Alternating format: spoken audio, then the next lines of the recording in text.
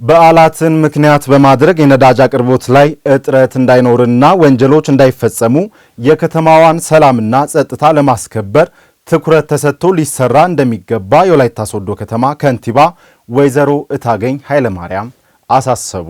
የወላይታ ሶዶ ከተማ ፖሊስ መምሪያ አዛዥ ኮማንደር ሀብታሙ አሰፋ በበኩላቸው የገናና የጥምቀት በዓላት ያለምንም የጸጥታ ችግር እንዲከበሩ ፖሊስ ዝግጅቱን ማጠናቀቁን ጠቁሟል። ነህሚያ ገነቱ ተጨማሪ አላት።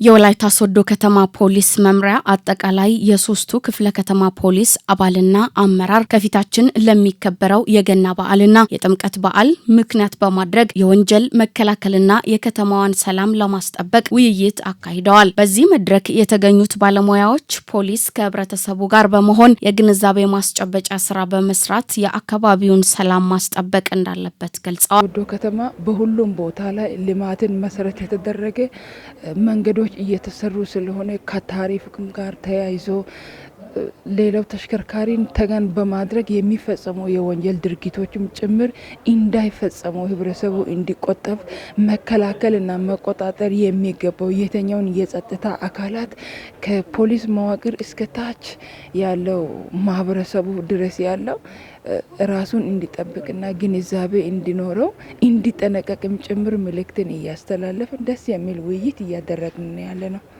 በእነዚህ በዓላቶች ላይ የተለያዩ ወንጀሎች ስለሚፈጽሙ ቅድመን እኛ ተረተን ከህዝብ ጋር በመሆን እኛም ታጥቀን ወንጀሎቹን ለመከላከል ነው።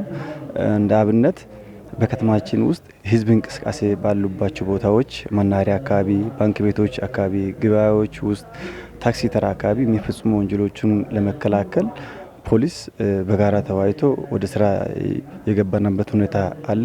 በዓላትን ምክንያት በማድረግ አላስፈላጊ ወንጀሎች በከተማዋ ነዋሪዎችና በእንግዶች ላይ እንዳይከሰት አስፈላጊውን ቅድመ ዝግጅት አድርገናል የሚሉት የዘርፉ ባለሙያዎች ናቸው። ከመሆኑ ጋር ተያይዞ የተለያየ አካባቢ ላይ የቆዩ የወላይታ ተወላጆች አሁን ወደ ቤተሰቡ ጋር ሲመለስ ሳይነጠቅ ምንም ዝርፊያ ምንም ሌላ ወንጀል ሳይደርስ በሰላም ወደ ቤቱ እንዲመለስ የሚያደርግ እቅድ ነው።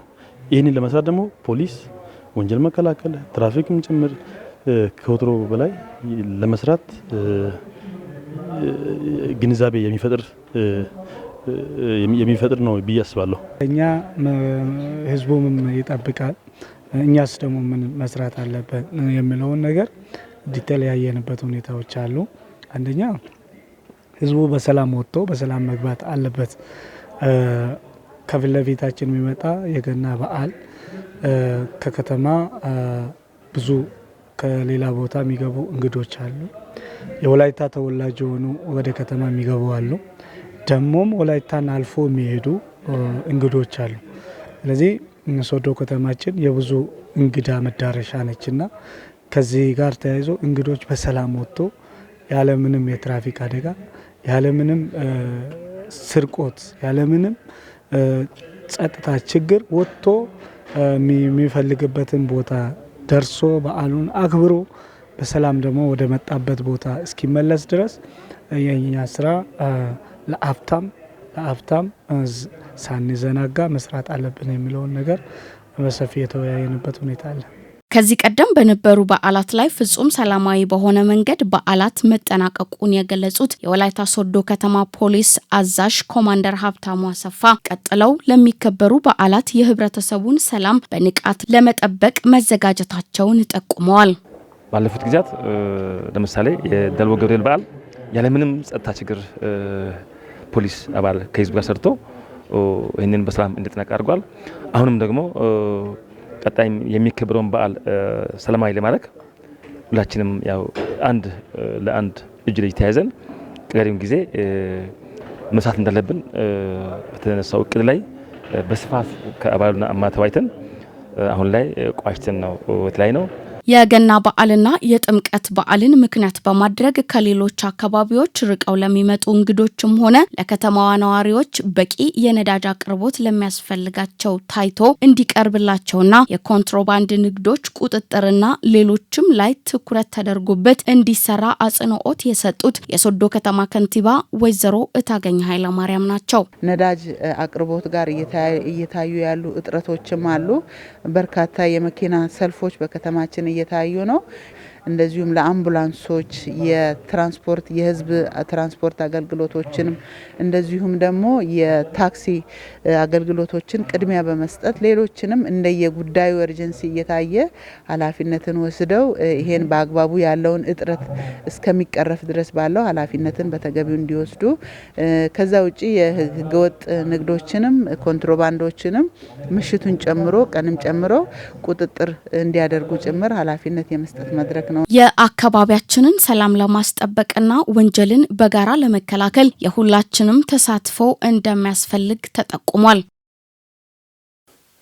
የአምራች ኢንዱስትሪዎችን አቅም በማጎልበት የምርት አቅርቦት ለማሻሻልና የዋጋ ንረትን ለመቀነስ እየተሰራ መሆኑን የወላይታ ዞን የመንግስት ረዳት ተጠሪ አቶ መስፍን ቶማስ ገለጹ። የዲጂታል መሰረተ ልማት ስራዎች ሁሉም ቦታ ተደራሽ አለመሆን በንግድና ግብይት ስርዓት ላይ የሚፈጠረውን ህገወጥነት ለመከላከል ለተያዘው እቅድ እንቅፋት መሆኑን የገለጸው ደግሞ የዞኑ ንግድና ኢንዱስትሪ ልማት መምሪያ ነው። መምሪያው የ2018 በጀት ዓመት የግማሽ ዓመት እቅድ አፈጻጸምና በተከለሰው እቅድ ዙሪያ ከባለድርሻ አካላት ጋር የውይይት መድረክ አካሂዷል። ለተገኝ ሰይፉ ዘገባ እድገት እስራኤል። የንግድ ዘርፍን በማዘመንና የገበያ መሰረተ ልማት በማስፋፋት በዞኑ ጤናማ የንግድ ስርዓት እንዲሰፍን በትኩረት እየተሰራ ይገኛል። በዚህ መሰረት በዞኑ ከጊዜ ወደ ጊዜ እየተባባሰ የመጣውን የኑሮ ውድነትና የዋጋ ንረት በዘላቂነት ለመፍታት በማኑፋክቸሪንግ ኢንዱስትሪ ለተሰማሩ ዜጎች አስፈላጊውን ድጋፍና ቦታ የማመቻቸት ስራዎችም እየተከናወኑ ነው። ይህም በዞኑ ኢንዱስትሪ ዘርፍን ከማዘመን ባሻገር በተኪ ምርት አቅርቦት ገበያን ከማረጋጋት አኳያ በትኩረት እየተሰራ መሆኑን የወላይታ ዞን የመንግስት ረዳት ተጠሪ አቶ መስፍን ቶማስ ገልጸዋል። አምራች ኢንዱስትሪዎች በሰፉ ቁጥር ማኑፋክቸሪንጉ በሰፋ ቁጥር ምርት ነው የሚጨምረው። ስለዚህ ምርቶች በደንብ በጨመሩ ቁጥር ተኪ ምርት አቅም ይጨምራል ማለት ነው። ከውጭ ወደ ውስጥ እና ወደ ሀገር ውስጥ የማናስገባበትን በራሳችን ምርት የመተካ ስራ እንሰራለን። በዛው ልክ ደግሞ ኤክስፖርት የምናደርጋቸው ምርቶች ላይ ትኩረት ሰጥተን እንሰራለን። በዚህ ልክ ኢኮኖሚያችን እንዲነቃቃ እናደርጋለን ማለት ነውና በአካባቢያችን ብዙ ኤክስፖርት ምርቶች አሉ፣ ነገር ግን አልተጠቀምናቸው። እነዛን ተጠቅመን ኤክስፖርት ማድረግ አለ። እንደ እርግብ አተር ኤክስፖርት ምርት ነው። ሬድ ወላይታ ኤክስፖርት ምርት ነው። ቡና ኤክስፖርት ምርት፣ በጣም ብዙ ኤክስፖርት ምርቶች አሉ። ነገር ግን ግብይት ስርዓታችን ላይ ያለውን ችግር አርመን ሰውን በአግባቡ ተጠቃሚ እንዲሆን የምናደርግበት ሂደት መከተል ስለሚገባ እነዚህ ጉዳዮች መሻሻሎች መኖር ስላለባቸው ግቦችን ለማሳካት በሚል ደረጃ ውይይት ተደርጓል። በንግድ ስርዓት ላይ የተንሰራፋውን ህገወጥነት ለመግታት እየሰሩ መሆናቸውን ያነሱት የወላይታ ዞን ንግድና ኢንዱስትሪ ልማት መምሪያ ኃላፊ ወይዘሮ ወይንሸት ሞላ በበኩላቸው በንግድና ግብይት ስርዓት ላይ የሚፈጠረውን ህገወጥነትን ለመከላከል ለተለያዩ እቅድ የዲጂታል መሰረተ ልማትና ተያያዥ ስራዎች ሁሉም ቦታ ተደራሽ አለመሆናቸው እንቅፋት መሆኑን ገልጸዋል። ንግድ ፍቃድ ምዝገባ እድሳቶችን ኦንላይን ላይ እንዲሆኑ ተደርጓል። እንደ ዞናችን የተጀመሩ ስራዎች ጥሩ ነገሮች አሉ፣ ጅምር ነገሮች ግን በዛ ዘርፍ በደንብ ትኩረት መደረግ ያለባቸው ጉዳዮች አሉ። መሰረተ ልማት ያልደረሳቸው አካባቢዎች አሉ። እንደ ዞናችን ወደ 2 መዋቅር የሚሆኑ በእነዚያ ላይ ምንድነው መሰረተ ልማት እንዲደርስ ምን መደረግ አለበት በሚለው ጉዳይ ላይ እንመክራለን። ሌላው ደግሞ በብልሽት ምክንያት የቆሙ አሉ 1-4 የሚሆኑ መዋቅሮች ላይ በየመዋቅራቸው ለዋጋ ንረትና ለኑሮ ውድነት ምክንያት የሚሆኑ በህገወጥ ነጋዴዎችና በብልሹ አሰራሮች ላይ እርምጃ እየወሰድን ነው ያሉት የተለያዩ የስራ ኃላፊዎች ለዘርፉ ማነቆ በሆኑ ጉዳዮች ላይ በትኩረት መስራት እንደሚጠበቅባቸውም ተናግረዋል። ጊዜ ያለፈባቸው ምርቶች፣ ደረጃ ያልወጣላቸው ምርቶች፣ በሰው ጤና ላይ ጉዳት ሊያደርሱ የሚችሉ ምርቶች ላይ የመቆጣጠርና የመስራት በርከት ያለ ስራ እየተሰራ ያለበት ሂደት አለ። ኮንትሮባንድ ጋር ተያይዞ ብዙ በርከት ያለ ስራ እየተሰራ ያለበት ሪፖርትም እየተላከ ያለበት ሁኔታ አለ። ይሄን ለማለት ነው። ተገቢነት የሌለው የንግድ ፍቃድ ሰነድ ጭምር ይዞ አጭበርብሮ ንግድ ሲያካሂዱ የነበሩ አካላቶችንም ጭምር የያዝንበት ሁኔታ ነው ያጋጠመን። እነዚህ አካላት አሁን በግ እንዲጠየቁ በፍርድ ቤት ክስ ተመስርቶባቸው እየተጠየቁ ያሉበት ሁኔታ ነው ያለው። ቆዳ ምርት ጋር ተያይዞ ቆዳና ሌጦ ጋር የዚህ የበግ ፍየል ቆዳዎች እውነትም ወደ ገበያ ወደ ውጪ ገበያ ኤክስፖርት የተደረጉ ነው ብለን በምናይበት ጊዜ በየመንገዱ አይደል እንዴ አሁን በአመት በዓልም ሆነ ባዘቦት አንዳንድ ቦታ ላይ በየቤታችን በተለያዩ ቦታ ከታረደ በኋላ ቆዳን እኮ የሚረከብ እንኳን ያረደው አካልም እኪቤና ለምን ዋጋ ስለሌለው ማለት ነው። አንዳንድ ሀገራዊና ወቅታዊ ሁኔታዎችን ምክንያት በማድረግ በሸቀጣ ሸቀጥና በእህል ምርቶች ላይ ዋጋ ከመጨመር ባሻገር ምርት ደብቆ ዋጋ ንረት እንዲባባስ በሚያደርጉ ነጋዴዎች ላይ የቁጥጥርና እርምጃ የመውሰድ ስራ ተጠናክሮ ይቀጥላልም ተብሏል። ህገወጥ ዋጋ ጭማሪዎች አሉ። በዓላትን ምክንያት በማድረግ አንዳንድ ሂደቶችን እየተከተሉ አየር ሁኔታ፣ ገበያ ሁኔታ እያዩ ያልተገባ ዋጋ ጭማሪዎችን እናያለን። ይሄ መከላከል ያስፈልጋል፣ አስፈላጊ አይደለም በሚለው ዙሪያ ላይ እየተግባባን ያለንበት ስለሆነ ህገወጥ ዋጋ መጨመሩ ለራስ ብቻ ከማሰብ ለወገኔ ብሎ አስቦ ትርፍ ማግኘት ብቻ ሳይሆን በአግባቡ ፍትሃዊ በሆነ መልኩ ተጠቃሚ ለመሆን መስራት የሚያስፈልግ ስለሆነ በእንደዚህ አይነት ጉዳዮች ላይ ስናነሳ ነበር። ዋጋን ከማረጋጋት አንጻር እንደ ንግድ ኢንዱስትሪ የሚሰሩ የሰንበት ገበያዎች አሉ። ሌላኛው ከቁጥጥር አንጻር ደግሞ ህገወጥ ዋጋ ጭማሪዎች፣ ጊዜ ያለፈባቸው ምርቶች፣ ከባዕድ ጋር የሚቀላቀሉ ምርቶችን ከመቆጣጠርም አንጻር ወጥ ባይሆንም ሁሉም ቦታ ወጥ ባይሆንም የተወሰነ መነቃቃት የሚያስፈልገው ፓርት ቢሆንም የተጀመሩ ስራዎች አሉ። አቅጣጫውንም በዛ ልክ አስቀምጠን ቀጣይ ላይ ውጤት ይታያል ብዬ ተስፋ አደርጋለሁ። ገበያን ለማረጋጋት ታስቦ በወረዳና ከተማ አስተዳደሮች የተጀመሩ የሰንበት ገበያ ማዕከላት በቂ ምርት በጥራት በማቅረብ የማህበረሰቡን የኑሮ ውድነት ችግር መቅረፍ እንዳለባቸውም ጥሪ ቀርበዋል። ከተለያዩ አካባቢዎች ለትምህርት ወደ ዩኒቨርሲቲው የመጡ ተማሪዎች ተረጋግተው እንዲማሩ ከወላይታ ሶዶ ከተማ አስተዳደር ጋር በትብብር እየሰራ መሆኑን የወላይታ ሶዶ ዩኒቨርሲቲ አስታወቀ። በርካታ ብሔር ብሔረሰቦች ተቻችለውና ተከባብረው በሚኖሩበት ወላይታ ሶዶ ዩኒቨርሲቲ የሚማሩ ተማሪዎች በግቢ ቆይታቸው ባይተዋርነት ሳይሰማቸው እንዲቆዩ የከተማ አስተዳደሩ ከጎናቸው እንደሚሆን ከንቲባ ወይዘሮ እታገኝ ኃይለማርያም ተናግረዋል። የወላይታ ሶዶ ዩኒቨርሲቲ ከወላይታ ሶዶ ከተማ አስተዳደር ጋር በመተባበር የቃል ኪዳን ቤተሰብ ትስስር መጀመሪያ መርሃ ግብር አካሂዷል። ፍሬህይወት ተስፋዬ ዝርዝር አላት። ከመማር ማስተማር ስራ በተጨማሪ የማህበረሰብ ችግርን የሚፈቱ የተለያዩ ምርምሮችን በማድረግ እያገዘ ያለው የወላይታ ሶዶ ዩኒቨርሲቲ ከ30 ሺህ በላይ ተማሪዎችን በተለያዩ መስኮች ተቀብሎ እያስተማረ ይገኛል። ከተለያዩ አካባቢዎች ወደ ዩኒቨርሲቲው የመጡ ተማሪዎችን ከወላይታ ሶዶ ከተማ አስተዳደር ጋር በመተባበር የቃል ኪዳን ቤተሰብ ጋር የማገናኘት መርሃ ግብር ተካሂዷል። በአደራ ተማሪዎችን የተቀበሉ ወላጆችና ተማሪዎችም በዚህ ድርጊት ደስተኛ መሆናቸውን ተናግረዋል። በጣም ደስ ይላል። የተቀበልኩት ተማሪ ቢኒያም ጋዲሳ ይባላል። በጣም እንደ ልጄ ነው። በቃ እኔ በጣም ነው ውስጤ በጣም ነው ደስ ያለኝ። በጣም ነው ያው እንግዳ ሆኖ በመጣበት በዚህ በወላይታ ያው ያለን ከልምዳችን ወላይታ እንግዳ ተቀባይ ነን። ከኛ ከራሳችን አስበልጠን የሌላ ሀገር ሰው ነው የምንወዳቸው። ምን በጣም ነው ደስ ያለኝ ይሄን ተማሪ ስለተሰጠኝ እንደ ልጄ አይቼ ተመርቆ ከዚህ ሀገር እስኪ ወጣ ድረስ ለሱ እጸልያለሁ። ልምዳችን ጸሎት ነው። በቃ እንደ ልጆቼ ነው ማየው። በጣም ነው ደስ ያለኝ። እጅግ በጣም ነው ደስ ያለኝ። ምክንያቱም ተማሪ ካለበት አካባቢ ከቤተሰብ ርቆ ሲመጣ ብዙ የሚገጥመው ነገር አለ። በትምህርት ቤትም ብዙ ጭንቀቶች አሉ፣ ህመም አለ። ያንም የሚያማክረው የራሱ የሆነ ቤተሰብ ያስፈልገዋልና እዚህ ደግሞ ይሄን የመሰለ ትልቅ ዓላማ ያለው ፕሮግራም ተዘጋጅቶ የቃል ኪዳን ቤተሰብ መደረጉ በጣም ትልቅ ጥቅም አለው። ለተማሪም ለቤተሰብም ደግሞ ቤተሰብም ደግሞ ከተማሪ ጋር ተቀራርቦ እንዲሰራ ያደርጋል ብዬ አምናለሁ። በጣም ደስ የሚል ነገር ነው። እውነት ለመናገር ስንመኘው የነበረ ነገር ስለሆነ ዛሬ ኢትዮጵያዊነትን፣ አንድነትን፣ መቻቻልን ሁሉ ነገር እየተማርን ያለንበት አካባቢ ሁለት ልጆችን ልጅ ሁሉ አስተምርጬ ጨርሻለሁ። የቤት ልጆች ብሎ የልጅ ልጅ ነው የሚኖረው። ስለዚህ ሁለት አዲስ ልጆችን አንደኛውን ከሸዋ አንደኛውን ከወሎ ይህንን ሁለት ልጆችን እንደ ልጅ በማግኘቴ ትስስሩ ትልቅ ነገር ስለሆነ ደስ ብሎኛል። ልክ ነው። ኢትዮጵያዊነት ያው አንድነት እንዳንቸገር ያው እንደዚህ የሚደረገው ነገር ብለኛ በጣም አሪፍ ደስ ይላል። በጣም ደስ ብሎኛል። ኢትዮጵያዊነትን ያየሁበት በጣም ደስ የሚል ነው። አሁን ስለዚህ አካባቢ ባህል ትውፊት ያለውን ነገር እንድናቅ ስላደረገን በጣም ደስ ብሎኛል። እናመሰግናለን።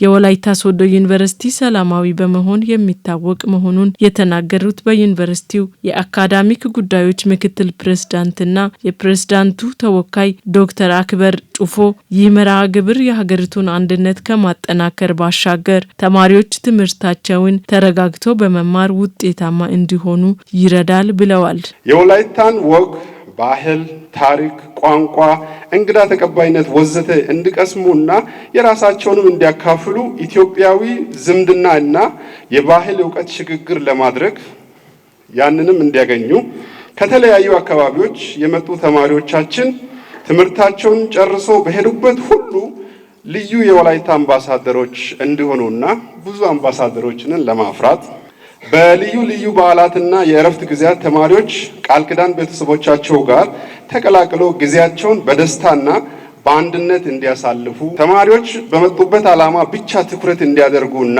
በትምህርታቸው ውጤታማ እንዲሆኑ ለማገዝ እና ክትትል በማድረግ ዜጋን ትውልድን ከመፍጠር አንጻር የድርሻችንን ለመወጣት በአጠቃላይ በሁሉም ነገር ቤተሰባዊ ፍቅርና እንክብካቤ ለማድረግ የታሰበ በመሆኑ ለዚሁ በጎ ዓላማ ፈቃደኛ የሆናችሁትን ሁሉ ከልብ ለማመስገን እፈልጋለሁ። የወላይታ ሶዶ ከተማ ለኑሮ ምቹና እንግዳ ተቀባይ በመሆኗ እነዚህ ተማሪዎች በማንኛውም ጊዜ በነጻነትና በሰላም እንዲመላለሱ ከማድረግ አኳያ ከተማ አስተዳደሩ በትኩረት ይሰራል ያሉት ደግሞ የከተማዋ ከንቲባ ወይዘሮ ኢታገኝ ኃይለማርያም ናቸው። የእናንተ ብቻም ሳይሆን የኛም ወላጆች ናቸው። እኛን ያስተማሩ የመከሩን በሃይማኖት ተቋምም ስናይ ሲጸልዩ ስነ ምግባርን ሲያስተምሩ የቆዩ አባቶች ናቸውና እጅግ በጣም እድለኞች ነን ብዬ ነው የምወስደው። እንደ ከተማ ከንቲባ ደግሞ ዛሬ እኔ የሚደርሰኝን ልጅ የሚወስደው እንደተጠበቀ ሆኖ እንደ ከተማ አስተዳደር ደግሞ የሁሉም እናት ነኝ። የሁሉንም ኃላፊነት እንደ ከተማ ነዋሪ ከግቢው ባለፈ ከተማ ላይ በሚደረጉ በየትኛውም እንቅስቃሴ ላይ ከጎናችሁ ልሆን እናንተም በምትወጡበት በምትገቡበት ከፈጣሪ በተጨማሪ ኃላፊነታችሁን ወስደን ዩኒቨርሲቲያችንም እጅግ በጣም ሰላማዊ የሆነ ዩኒቨርሲቲ ተመራጭ የሆነ ዩኒቨርሲቲ ሆኗል። ከጊዜ ወደ ጊዜ እየመጣ ነው። መምህራኖችም ቢሆኑ በስነ ምግባር የታነጹ እኛንም ያስተማሩ ለዚህ ደረጃ ያበቁ ናቸውና ክብር ይገባቸዋል። ከተለያዩ አካባቢዎች ለትምህርታቸው ወደ ወላይታ ሶዶ የመጡ ተማሪዎች በበዓላት ወቅትና በእረፍት ጊዜያቸው ከቤተሰቦቻቸው ጋር እንደሚያሳልፉና ደስተኛ እንዲሆኑ ለማስቻል ይህ ተግባር እድል የሚፈጥር ነው ተብሏል። የእናቶችና ጨቅላ ህጻናትን ሞት ለመቀነስ የኢንጀንደር ሄልዝ ፕሮጀክት በሰራው ስራ በክልሉ የተመዘገበው ውጤት በሁሉም አካባቢዎች ወጥ እንዲሆን ጠንካራ ስራ እንደሚያስፈልግ የደቡብ ኢትዮጵያ ክልል ጤና ቢሮ ገለጸ። የወላድ እናቶች ሞት ለመቀነስ የተጣለውን ግብ ለማሳካት ለቤተሰብ ምጣኔ አገልግሎት ትኩረት ተሰጥቶ ሊሰራ እንደሚገባም ቢሮ አስታውቋል። የኢንጀንደር ሄልዝ ፕሮጀክት ባለድርሻ አካላት ጋር ዓመታዊ የሥራ አፈጻጸም ግምገማና የውይይት መድረክ በወላይታ ሶዶ ከተማ አካሂዷል። መለሰ ወልኩ ተጨማሪ ያለው። የኢንጀንደር ሄልዝ ፕሮጀክት ባለፈው አንድ ዓመት የእናቶችና ጨቅላ ህጻናት ሞት ለመቀነስ በደቡብ ኢትዮጵያ ክልል በ20 ጤና ተቋማት የፈጸማቸውን ተግባራት ከባለድርሻ አካላት ጋር ገምግመዋል። ወላድ እናቶችን የቤተሰብ ምጣኔ አገልግሎት ተጠቃሚ በማድረግ የእናቶችና ጨቅላ ህጻናት ሞት ከመቀነስ አንጻር ውጤት መመዝገቡ ተገልጸዋል። 20 ጤና ተቋማት ላይ እናቶችና ጨቅላ ህጻናትን ሞት ከመቀነስ አንጻር በወሊድ ክትትል አገልግሎት እናቶች በሚወልዱበት ጊዜ ደም ፈሷቸው እንዳይሞቱ የሚሰጡ የሕክምና እንክብካቤዎች፣ ከወሊድ በኋላ የቤተሰብ እቅድ አገልግሎት ማግኘታቸው፣ ጨቅላ ህጻናት ከ2 ኪሎ ግራም በታች የተወለዱትን ሕክምናና አገልግሎት ከመስጠት አንጻር ባለፈው አንድ አመት በፕሮጀክቱ አንድ አመት በ20 ጤና ተቋማት ላይ ሰፊ ስራዎች ሰርቷል። እናቶች ከወለዱ ሳይቆዩ የቤተሰብ እቅድ አገልግሎት መጠቀም የእናቶችና የጨቅላ ህጻናት ሞት ለመቀነስ ያለው ፋይዳ ከፍተኛ ነው። ታዲያ በሀገራችን በ2030 ልጅ ከሚወልዱ 100,000 እናቶች የሚሞቱትን ቁጥር ወደ 70 ለማውረድ እቅድ ተይዞ ከሚፈጸመው ተግባር አንጻር ቅንጅታዊ ስራ የበለጠ መጠናከር እንደሚገባ ተገልጿል። ቤተሰብ እቅድ በተለይም እናቶች እንደወለዱ ሳይቆዩም የቤተሰብ እቅድ መጠቀም አለባቸው። እሱ ፋይዳው ምንድነው? ትልቁና ዋናው ያው የቤተሰብ እቅድ እናቶች መጠቀም በራሱ የእናቶችን ሞት መቀነስ ነው አንዱ።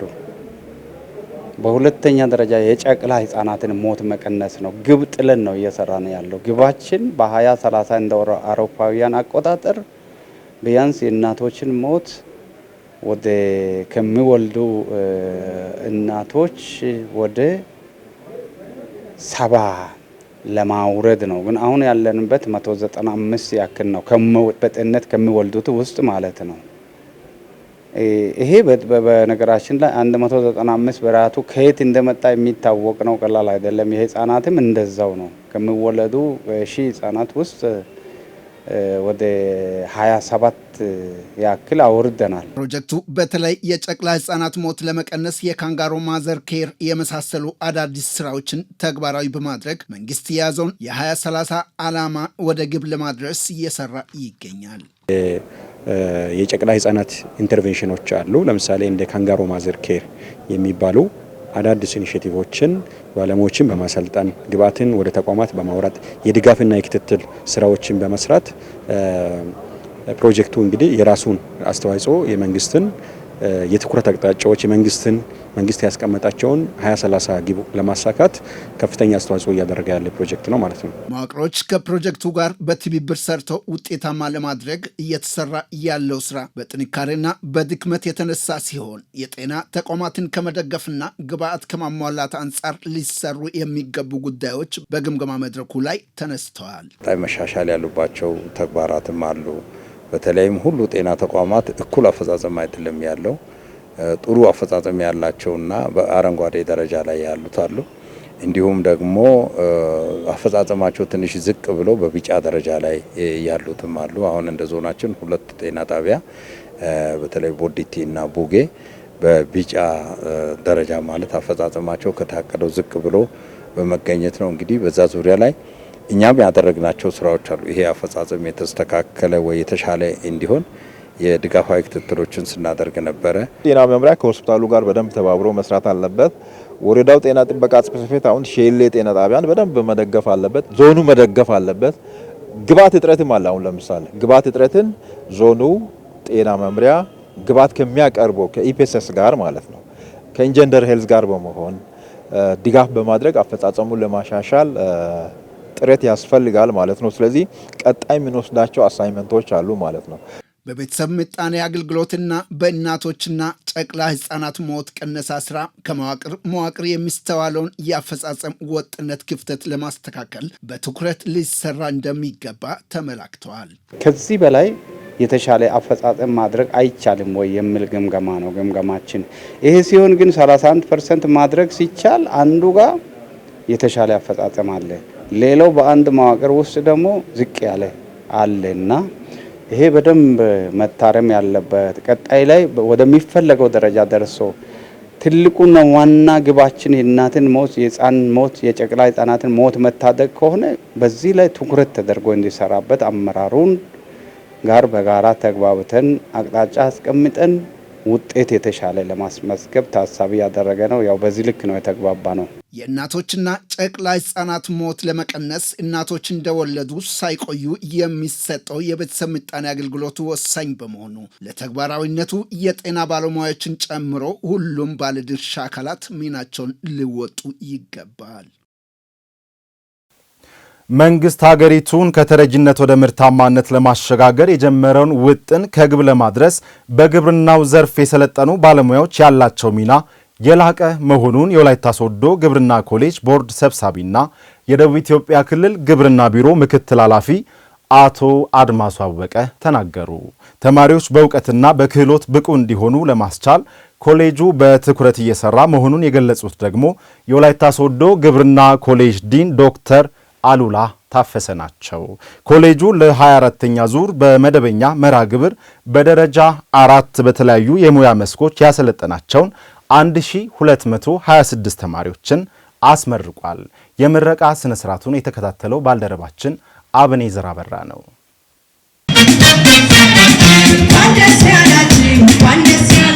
ለ24 ተከታታይ ዓመታት በተለያዩ የግብርና ዘርፎች ተማሪዎችን በማሰልጠን ብቁ የግብርና ባለሙያዎችን ሲያፈራ የቆየው የወላይታ ሶዶ ግብርና ኮሌጅ ዘንድሮም ለ24ኛ ዙር በመደበኛ መርሃ ግብር በደረጃ 4 በተለያዩ የሙያ መስኮች ያሰለጠናቸውን 1226 ተማሪዎችን አስመርቋል። በምረቃ መርሃ ግብር ላይ የተገኙት የኮሌጁ ቦርድ ሰብሳቢና የደቡብ ኢትዮጵያ ክልል ግብርና ቢሮ ምክትል ኃላፊ አቶ አድማሱ አወቀ ተመራቂዎች መንግስት ሀገሪቱን ከተረጅነት ወደ ምርታማነት ለማሻገር የጀመረውን ብርቱ ትግል ወደ ግብ ለማድረስ የቀሰሙትን ዕውቀትና ክህሎት በመጠቀም የግብርናውን ዘርፍ እንዲያለሙ አሳስበዋል። ሀገራችን ከተረጅነት ወደ ምርታማነት ለማሻገር ወደ ተሟላ ሀገራዊ ሉዓላዊነትና ክብር ለማጎናጸፍ መንግስታችን የጀመረውን ጉዞ የተሳካ ለማድረግ ከኮሌጅ የነበራችሁ ቆይታ ያገኛችሁትን ዕውቀት ያዳበራችሁትን ክህሎትና ያገኛችሁትን ልምድ በተገቢው ሁኔታ በመጠቀምና ለአርሶ አደሩና አርብቶ አደሩን በማሻገር ምርትና ምርታማነትን ለማሳደግና ምግብ ዋስትና ለማረጋገጥ የጎላ ሚና መጫወት ይኖርባቸዋል። አቶ አድማሱ አክለውም የግብርናውን መስክ ከመደገፍ ባሻገር ተመራቂዎች ለሀገር ሁለንተናዊ እድገት የሚጨበጥ ምርታ ለማምጣት መስራት እንደሚገባቸውም ተናግረዋል። እናት ኢትዮጵያ ከእናንተ የምትጠብቀው ኢኮኖሚያዊ፣ ማህበራዊና ፖለቲካ መስኮች ላይ የነቃ ተሳትፎ በማድረግ ተቀናጅቶ መስራትን የነጠላ ትርክት ይልቅ አሳሳሪና ገዢ ትርክትን በመያዝ ህዝብንና ሀገርን ማገልገል በጊዜ የለኝም መንፈስ መንቀሳቀስ በመፍጠርና መዝለልና አክለን ሀገራችን የጀመረችውን የብልጽግና ጉዞ ማፋጠንን ነው። የወላይታ ሶዶ ግብርና ኮሌጅ ዲን ዶክተር አሉላ ታፈሰ የትምህርት ጥራትን ለማሻሻልና ተማሪዎች በእውቀትና ክህሎት ብቁ እንዲሆኑ ለማስቻል ኮሌጁ በትኩረት ሲሰራ መቆየቱን ገልጸዋል። የትምህርት ጥራትን ለማሻሻል ተማሪዎች በሚሰለጥኑት የሙያ ብቃቶች ላይ መድረስ ባለባቸው እውቀት ክህሎትና አስተሳሰብ ደረጃ ላይ እንዲደርሱ ለማስቻል የ2030 የስልጠና ሞዳሊቲ ወይንም 70% በተግባርና 30% በንድፈ ሐሳብ በተጠናከረ መልኩ ተግባራዊ ተደርጓል። በዚህ መረገድ ተማሪዎች በኮሌጃችን ባሉ ሰርቶ ማሳያዎችና ቤተ ሙከራዎች ከሚሰሩት የተግባር ልምምዶች በተጨማሪ አካባቢያችን ባሉ ተቋማት ላይ ትብብር ስልጠናዎችን እንዲሰለጥኑ ተደርጓል። በዘንድሮ ትምህርት ዘመንም ይህንን ምርጥ ተሞክሮ አጠናክረን እያስቀጠልን እንገኛለን። ኮሌጁ ከመማር ማስተማር ጎን ለጎን ምርትና ምርታማነትን በማሳደግ የህብረተሰቡን ኑሮ ውድነት ለማረጋጋት እየሰራ መሆኑንም ዶክተር አሉላ ተናግረዋል። የወተት ላሞች፣ የዶሮ፣ የአሳና የአሳማ እርባታ፣ የበሬ በግና የፍየል ድለባ፣ የብር አገዳ ሰብልና የቅባት እህሎች ልማት፣ የውበት የደንና የፍራፍሬ ችግኞች ማፍላት፣ ንብ ማነብ፣ የጓሮ አትክልትና ፍራፍሬ ልማትና የበጋ መስኖ ስንዴ ልማት ለአብነት የሚጠቀሱ በኮሌጃችን እየተሰሩ ያሉ ስራዎች ናቸው።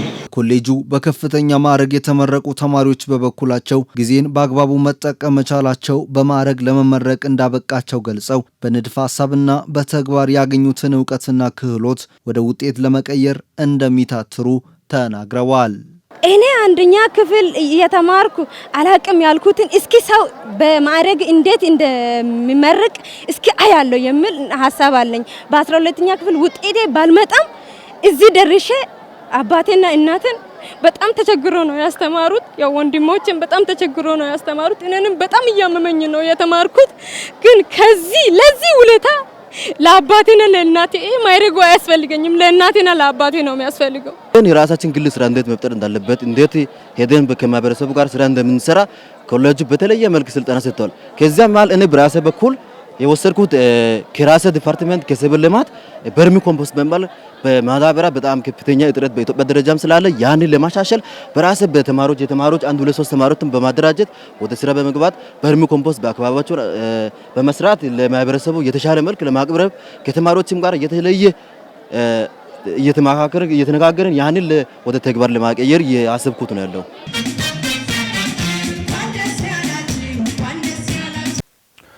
ከሚሰጠው መደበኛ አገልግሎት ባሻገር የአካባቢ ህብረተሰብ ተጠቃሚ የሚያደርጉ ተግባራትን በማከናወን ማህበራዊ ኃላፊነቱን እየተወጣ መሆኑን የአዋሽ ባንክ በወላይታ ሶዶ ዲስትሪክት አስታወቀ።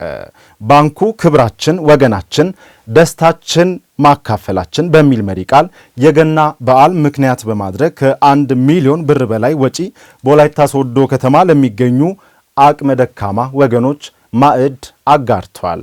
ለትዕግስት ክፍሌ ዘገባ ማሩ ሞላ። አዋሽ ባንክ ባለፉት ዓመታት ታላላቅ ሃይማኖታዊና ህዝባዊ በዓላትን ምክንያት በማድረግ ድጋፍ ለሚሹ ወገኖች ዘርፈ ብዙ ድጋፎችን ሲያደርግ ቆይቷል። ባንኩ የ2018 ዓ.ም የገና በዓልን ምክንያት በማድረግ በተለያዩ ከተሞች ለአቅመ ደካሞች ድጋፍ እያደረገ ሲሆን ክብራችን ወገናችን ደስታችን ማካፈላችን በሚል መሪ ቃል በወላይታ ሶዶ ከተማ ለሚገኙ ወገኖች ድጋፍ አድርጓል። ባንኩ ከ1 ሚሊዮን ብር በላይ ወጪ በማድረግ ለገና በዓል የሚሆኑ የተለያዩ ድጋፎችን ማድረጉን የአዋሽ ባንክ በወላይታ ሶዶ ሪጂናል ኦፊስ ዳይሬክተር አቶ ዘላለም በቀለ ተናግረዋል። ባለፈው በትንሳኤ በዓልም በአዲስ ዓመትም እና በሌሎች የኢድ አልፈጥር በዓልም የቀጠለ ነው። በዚህ ዓመት የምናደርገው በዓል እንግዲህ በመላው ኢትዮጵያ ለ5000 ሰዎች የሚደረግ ነው። ለዚህም ወደ 50 ሚሊዮን የሚሆን በጀት ተመድቦ የሚሰራበት ነው። ዛሬ እዚህ እያደረግን ያለነው በወላይታ ሶዶ የሚደረገው ሂደት እንግዲህ በወላይታ ሶዶ ሪጅን ስር ለ250 ሰዎች የሚደረግ ነው። ዛሬ እዚህ እያደረግን ያለነው በሶዶ ከተማ ለ100 ሰዎች የሚደረግ ድጋፍ ለአንድ ሰው ከ9000 ብር በላይ ነው ወጪ ያደረግነው። የ5 ሊትር ዘይት፣ የ25 ኪሎ ግራም ዱቄትና የ3000 ብር ጥሬ ገንዘብ ድጋፍ ነው ለእያንዳንዳቸው የምናደርገው። እዚህ ዛሬ ለምናደርገው ድጋፍ ብቻ ከ1 ሚሊዮን ብር በላይ ወጪ አድርገናል። ባንኩ ከመንግስት ስራ ጎን ለጎን ማህበራዊ ኃላፊነቱን ለመወጣት ሰው ተኮር የሆኑ ተግባራት ላይ በመሳተፍ በሰው ሰራሽና በተፈጥሮ አደጋ ለተጎዱ የማህበረሰብ ክፍሎች ዘርፈ ብዙ ድጋፎችን ሲያደርግ የቆየ መሆኑንም አቶ ዘላለም ገልጸዋል። ዋና ስራቸው በተጓዳኝ ተቋማት እንደዚህ አይነት የበጎ ስራ ላይ እንዲሳተፉ እናበረታታለን። አዋሽ ባንክ እንግዲህ ባለፈው ዓመት ብቻ ባለፈው በጀት ዓመት ብቻ ከ600 ሚሊዮን ብር በላይ እንደዚህ አይነት ፕሮግራሞችንና ሌሎች ድጋፎችን ለማድረግ አውሏል። ስለዚህ ይሄ ዞሮ እንደ ተቋም ለተቋሙም በጣም አስፈላጊ ነገር ነው። ከህብረተሰቡ ጋር ነው የምንሰራው። የህብረተሰቡን ችግር መረዳት ያስፈልጋል። ኢትዮጵያ እንግዲህ ገና በማደግ ላይ ያለች ሀገር ናት። በዓል ደግሞ ትልቅ ቦታ የሚሰጠው ነገር ነው በኢትዮጵያ ባህል። ስለዚህ በዓላት ላይ ሰዎች ደካማ ገቢ ያላቸው ሰዎች እንዳይቸገሩ ድጋፍ ማድረግ ሁሉም ተቋማት ሁሉም ባንኮች ይህን ድጋፍ አጠናክረው ቢቀጥሉ የተሻለ ነገር ይመጣል ብዬ አስባለሁ። ድጋፍ የተደረገላቸው የማህበረሰብ ክፍሎች በበኩላቸው አዋሽ ባንክ ለበዓል መዋያ የአይነትና የገንዘብ ድጋፍ ማድረጉ እንዳስደሰታቸው ተናግረዋል። ጌታ ይባርኩ። 3000 ብር ለኛ አስቦ ሰጥቶ 5 ሊትር ዘይት አስቦ ሰጣችሁ። ጥል ዱቄት እየሰጣችሁ እስከዚህ ድረስ እየደገፋችሁ ያመጣ ጌታ እናንተ ምስጋና እናንተ ጌታ ይስጣችሁ። ፈጣሪ አምላክ እናንተ ይስጣችሁ። ዘይት ደርሶኛል፣ ብር ደርሶኛል፣ ዱቄት ደርሶኛል። ሰላም ይስጣችሁ፣ እድሜ ይስጣችሁ። አመት ባይለይላችሁ ከፍ በሉ። በሌላ በኩል የደንበኞችን እርካታ ለማሳደግ የአገልግሎት አሰጣጥን ይበልጥ ለማዘመን ባንኩ በመስራት ላይ ይገኛል።